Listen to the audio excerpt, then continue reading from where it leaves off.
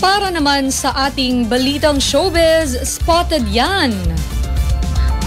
Present ang tambalang JM Ibarra at Fiang Smith sa ginanap na reunion concert ng Sex Bomb Girls. Lalo pat malapit si JM kay Rochelle Pangilinan, kinagiliwan ito ng netizens na nagsabing full support ito sa nanay-nanayan niya.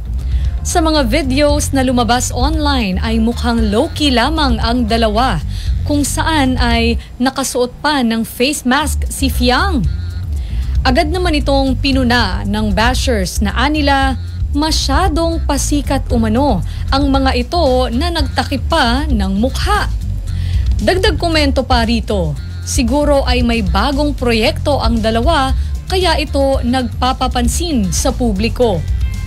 Nires baka naman ito ng ilang fans. Saad nila, ginawa ito ni Fiang upang hindi agaw pansin sa madla lalo't moment ito ng iba. May iba namang nagpaliwanag na may sakit umano ito dahilan para mag-face mask ang dalaga.